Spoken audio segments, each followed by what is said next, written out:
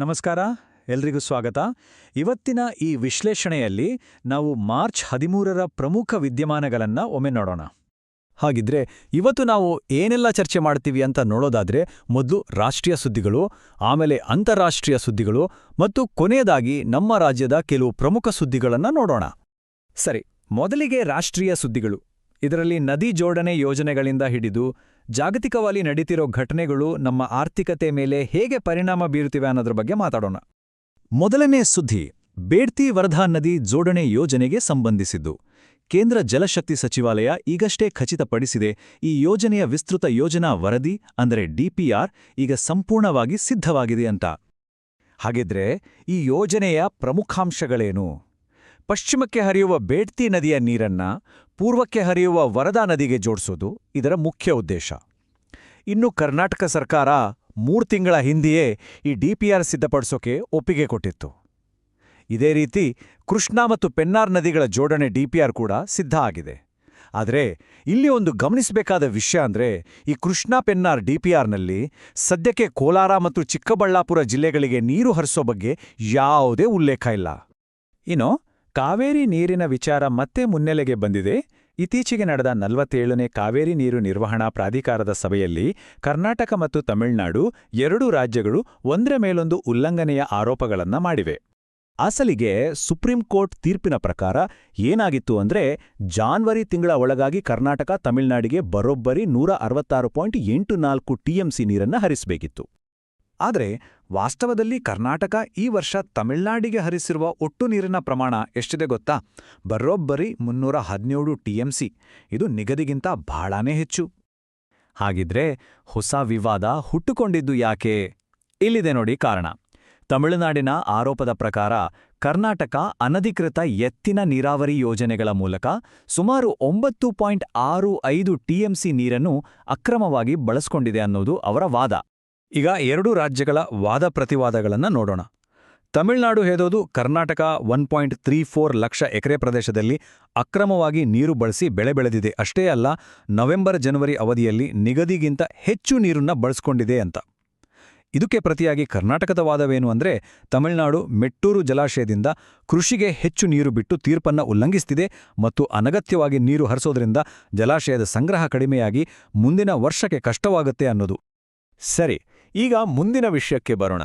ಅದು ಮುಂಗಾರು ಮಳೆಯ ಮೇಲೆ ಎಲ್ ನಿನೋ ಪರಿಣಾಮದ ಬಗ್ಗೆ.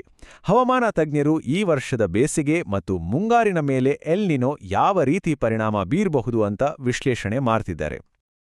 ಹಾಗಿದ್ರೆ ಏನಿದು ಎಲ್ ನಿನೋ? ಸರಳವಾಗಿ ಹೇಳೋದಾದ್ರೆ, ಪೆಸಿಫಿಕ್ ಸಾಗರದ ಮೇಲ್ಮೈ ಉಷ್ಣತೆ ಹೆಚ್ಚಾಗೋದು. ಇದರಿಂದ ಭಾರತದಲ್ಲಿ ಮಳೆ ಪ್ರಮಾಣ ಕುಸಿಯುವ ಸಾಧ್ಯತೆ ಇರುತ್ತೆ. ಇದಕ್ಕೆ ತದ್ವಿರುದ್ಧ ಲಾನಿನಾ. ಆಗ ಸಮುದ್ರದ ಉಷ್ಣತೆ ಕಡಿಮೆಯಾಗಿ ಭಾರತದಲ್ಲಿ ಹೆಚ್ಚು ಮಳೆಯಾಗುತ್ತೆ. ಇನ್ನು ಸದ್ಯದ ಅಂದಾಜಿನ ಪ್ರಕಾರ ಆಗಸ್ಟ್ ವೇಳೆಗೆ ಎಲ್ ನೀನೋ ಪರಿಣಾಮ ಸಾಧಾರಣವಾಗಿರುವ ಸಾಧ್ಯತೆ 98% ಇದ್ರೆ, ಅದು ಪ್ರಬಲವಾಗಿರುವ ಸಾಧ್ಯತೆ 80% ಇದೆ. ಅಷ್ಟೇ ಅಲ್ಲ, ಇದು ಸೂಪರ್ ಎಲ್ ನೀನೋ ಆಗಿ ಬದಲಾಗುವ ಸಾಧ್ಯತೆ ಕೂಡ 22% ಇದೆ. ಮುಂದಿನ ಸುದ್ದಿ ಯುದ್ಧದ ಕರಿನೆರಳು ಭಾರತದ ಕಾಫಿ ರಫ್ತಿನ ಮೇಲೆ ಹೇಗೆ ಬಿದ್ದಿದೆ ಅನ್ನೋದರ ಬಗ್ಗೆ. ಹೋರ್ಮುಜ್ ಜಲಸಂಧಿಯಲ್ಲಿನ ಸಂಘರ್ಷದಿಂದಾಗಿ ನಮ್ಮ ಕಾಫಿ ಉದ್ಯಮ ಸಂಕಷ್ಟಕ್ಕೆ ಸಿಲುಕಿದೆ. ಇದರ ಪರಿಣಾಮಗಳೇನು ನೋಡಿ. ಹೋರ್ಮುಜ್ ಜಲಸಂಧಿ ಬಂದಾಗಿರೋದ್ರಿಂದ ಯುರೋಪ್ಗೆ ಕಾಫಿ ತಲುಪಿಸೋಕೆ ಬೇರೆ ದಾರಿ ಹಿಡಿಬೇಕಾಗಿದೆ. ಅಂದ್ರೆ ಕೇಪ್ ಆಫ್ ಗುಡ್ ಹೋಪ್ ಮೂಲಕ ಆಫ್ರಿಕಾವನ್ನೇ ಸುತ್ತಿ ಹೋಗ್ಬೇಕು. ಇದರಿಂದ ಸಾಗಣೆ ಅವಧಿ 10 ದಿನ ಜಾಸ್ತಿಯಾಗಿದೆ, ಜೊತೆಗೆ ವೆಚ್ಚ ಕೂಡ ಗಣನೀಯವಾಗಿ ಏರಿದೆ. ಇನ್ನೊಂದು ಕಡೆ ಬ್ರೆಜಿಲ್ನಲ್ಲಿ ಬಂಪರ್ ಅರೇಬಿಕಾ ಫಸಲು ನಿರೀಕ್ಷಿಸಲಾಗಿದ್ದು, ಅದರಿಂದಲೂ ಜಾಗತಿಕವಾಗಿ ಬೆಲೆ ಇಳಿಕೆಯಾಗಿದೆ. ಬೆಲೆ ಕುಸಿತದ ಬಗ್ಗೆ ಹೇಳೋದಾದ್ರೆ, 1 ವಾರದ ಹಿಂದೆ ಪ್ರತಿ ಕೆಜಿಗೆ 370 ರೂಪಾಯಿ ಇದ್ದ ರೋಬಸ್ಟಾ ಕಾಫಿ ಬೆಲೆ ಈಗ 350 ರೂಪಾಯಿಗೆ ಇಳಿದಿದೆ. ಅಂದ್ರೆ ಒಂದೇ ವಾರದಲ್ಲಿ 20 ರೂಪಾಯಿ ಇಳಿಕೆ. ಸರಿ, ರಾಷ್ಟ್ರೀಯ ಸುದ್ದಿಗಳು ಇಷ್ಟಾದ್ರೆ ಈಗ ಅಂತಾರಾಷ್ಟ್ರೀಯ ಸುದ್ದಿಗಳ ಕಡೆಗೆ ಗಮನ ಹರಿಸೋಣ. ಜಾಗತಿಕವಾಗಿ ನಡೀತಿರೋ ಕೆಲವು ರಾಜಕೀಯ ಬೆಳವಣಿಗೆಗಳು ಹೊಸ ವ್ಯಾಪಾರ ನೀತಿಗಳಿಗೆ ಹೇಗೆ ಕಾರಣವಾಗ್ತಿವೆ ಅಂತ ನೋಡೋಣ. ಇಲ್ಲಿ ಇರಾನ್ ಯುದ್ಧವನ್ನ ನಿಲ್ಲಿಸೋಕೆ 3 ಷರತ್ತುಗಳನ್ನು ಮುಂದಿಟ್ಟಿದೆ. ಇರಾನ್ ಮತ್ತು ಅಮೆರಿಕ-ಇಸ್ರೇಲ್ ಮೈತ್ರಿಕೂಟದ ನಡುವಿನ ಸಂಘರ್ಷ 13ನೇ ದಿನಕ್ಕೆ ಕಾಲಿಟ್ಟಿದೆ ಮತ್ತು ದುರದೃಷ್ಟವಶಾತ್ ಈ ಸಂಘರ್ಷದಲ್ಲಿ ಭಾರತೀಯ ನಾವಿಕರೊಬ್ಬರು ಪ್ರಾಣ ಕಳ್ಕೊಂಡಿದ್ದಾರೆ. ಈ ಹಿನ್ನೆಲೆಯಲ್ಲಿ ಇರಾನ್ ಕದನ ವಿರಾಮಕ್ಕೆ ಮುಂದಾಗಿದೆ, ಆದರೆ ಅದಕ್ಕೆ 3 ಕಂಡೀಷನ್ಸ್ ಹಾಕಿದೆ. ಇರಾನ್ನಿನ ಅಧ್ಯಕ್ಷ ಮಸೂದ್ ಪೆಜಿಶ್ಕಿಯಾನ್ ಅವರು ಮುಂದಿಟ್ಟಿರುವ ಆ 3 ಷರತ್ತುಗಳು ಹೀಗಿವೆ. ಮೊದಲನೇದಾಗಿ ಇರಾನ್ನ ಸಾರ್ವಭೌಮ ಹಕ್ಕುಗಳನ್ನು ಗುರುತಿಸಬೇಕು. ಎರಡನೇದಾಗಿ ಭವಿಷ್ಯದಲ್ಲಿ ಇರಾನ್ ಮೇಲೆ ದಾಳಿ ಮಾಡೋದಿಲ್ಲ ಅಂತ ಅಂತಾರಾಷ್ಟ್ರೀಯ ಗ್ಯಾರಂಟಿ ಕೊಡಬೇಕು. ಮತ್ತು ಮೂರನೇದಾಗಿ ಇರಾನ್ಗೆ ಆಗಿರುವ ಹಾನಿಗೆ ಸರಿಯಾದ ಪರಿಹಾರ ನೀಡಬೇಕು. ಇನ್ನೊಂದು ಕಡೆ ಅಮೆರಿಕ ಹೊಸ ಆಮದು ಸುಂಕಗಳನ್ನು ವಿಧಿಸೋಕೆ ಮುಂದಾಗಿದೆ.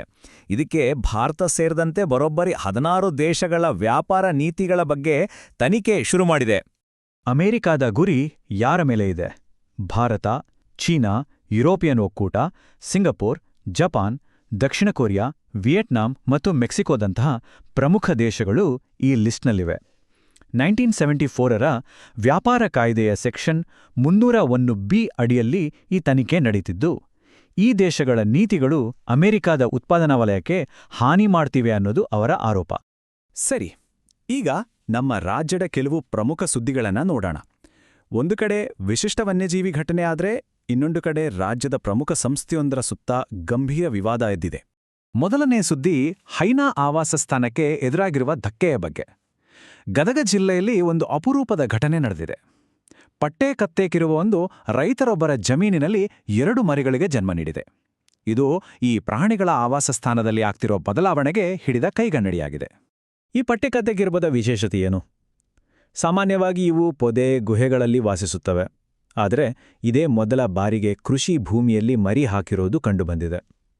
ಇವು ಪರಿಸರ ಸಮತೋಲನದಲ್ಲಿ ಪ್ರಮುಖ ಪಾತ್ರ ವಹಿಸುತ್ತವೆ. ಯಾಕಂದ್ರೆ ಇವು ಸತ್ತ ಪ್ರಾಣಿಗಳನ್ನು ತಿನ್ನುತ್ತವೆ. ಅಷ್ಟೇ ಅಲ್ಲ, ಬೇಸಿಗೆಯಲ್ಲಿ ಸೌತೆಕಾಯಿ, ಕಲ್ಲಂಗಡಿಯಂತಹ ಹಣ್ಣುಗಳನ್ನು ಕೂಡ ತಿನ್ನುತ್ತವೆ. ಆದರೆ ಇವುಗಳ ಆವಾಸಸ್ಥಾನ ನಾಶವಾಗುತ್ತಿರೋದ್ರಿಂದ ಇವುಗಳ ಸಂಖ್ಯೆ ಕಡಿಮೆ ಆಗ್ತಿದೆ. ಹಾಗಾಗಿ ಇವುಗಳನ್ನು ಸಂರಕ್ಷಿಸೋದು ತುಂಬಾನೇ ಮುಖ್ಯ. ಇನ್ನು ರಾಜ್ಯದಲ್ಲಿ ಸದ್ದು ಮಾಡುತ್ತಿರುವ ಇನ್ನೊಂದು ವಿಷಯ ಅಂದ್ರೆ ಕೆಪಿಎಸ್ಸಿ ಮೇಲಿನ ಆರೋಪಗಳು. ಕೆಪಿಎಸ್ಸಿ ಕನಸುಗಳನ್ನು ಕೊಲ್ಲುವ ಕೇಂದ್ರವೇ ಅನ್ನೋ ಮಟ್ಟಿಗೆ ಚರ್ಚೆಗಳು ನಡೀತಿವೆ. ನೇಮಕಾತಿ ಪ್ರಕ್ರಿಯೆಯಲ್ಲಿ ಅಕ್ರಮ ಮತ್ತು ಪಾರದರ್ಶಕತೆಯ ಕೊರತೆ ಇದೆ ಅಂತ ಗಂಭೀರ ಆರೋಪಗಳು ಕೇಳಿಬಂದಿವೆ. ಏನಿದು ಆರೋಪಗಳು ಮತ್ತು ಸಂಶಯಗಳು? ಗೆಜೆಟೆಡ್ ಪ್ರೊಬೇಷನರಿ ಹುದ್ದೆಗಳ ಪರೀಕ್ಷೆಯಲ್ಲಿ ಅಂಕಗಳನ್ನು ತಿರುಚಲಾಗಿದೆ ಅನ್ನೋದು ಒಂದು ಆರೋಪ. ಒಂದೇ ಕೊಠಡಿಯಲ್ಲಿ ಪರೀಕ್ಷೆ ಬರೆದ 24 ಜನರಲ್ಲಿ 11 ಜನರು ಪಾಸಾಗಿರೋದು ಹಲವು ಸಂಶಯಗಳಿಗೆ ಕಾರಣವಾಗಿದೆ. ಅಷ್ಟೇ ಅಲ್ಲ, ಒಂದೇ ಕುಟುಂಬದ 4 ಆಯ್ಕೆಯಾಗಿದ್ದಾರೆ. ಇನ್ನೊಂದು ಆಶ್ಚರ್ಯದ ಸಂಗತಿ ಅಂದ್ರೆ, ಕಳೆದ 4 ವರ್ಷಗಳಲ್ಲಿ 5-6 ಕಾರ್ಯದರ್ಶಿಗಳು ಬದಲಾಗಿದ್ರೂ ಪರೀಕ್ಷಾ ನಿಯಂತ್ರಕರು ಮಾತ್ರ ಬದಲಾಗಿಲ್ಲ. ಹಾಗಿದ್ರೆ ಇದಕ್ಕೆ ಸುಧಾರಣಾ ಕ್ರಮ ಏನು? ಈ ಸಮಸ್ಯೆಗೆ ಪರಿಹಾರವಾಗಿ ಕೆಪಿಎಸ್ಸಿಯ ಮೌಲ್ಯಮಾಪನ ಪ್ರಕ್ರಿಯೆಯನ್ನ ವ್ಯವಸ್ಥಿತಗೊಳಿಸಲು ಶಾಶ್ವತ ಪರೀಕ್ಷಾ ಮೌಲ್ಯಮಾಪಕರ ಮಂಡಳಿಯನ್ನ ರಚಿಸಬೇಕು ಅಂತ ಸಲಹೆ ನೀಡಲಾಗಿದೆ. ಕೊನೆಯದಾಗಿ ಈ ಎಲ್ಲಾ ಬೆಳವಣಿಗೆಗಳು ಒಂದು ಮೂಲಭೂತ ಪ್ರಶ್ನೆಯನ್ನು ನಮ್ಮ ಮುಂದೆ ಇಡುತ್ತವೆ. ಅದೇನೆಂದ್ರೆ, ನಮ್ಮ ಸಾರ್ವಜನಿಕ ಸಂಸ್ಥೆಗಳಲ್ಲಿ ನಂಬಿಕೆಯನ್ನು ಪುನರ್ನಿರ್ಮಿಸುವುದು ಹೇಗೆ? ಇದು ನಿಜಕ್ಕೂ ಯೋಚಿಸಬೇಕಾದ ವಿಷಯ.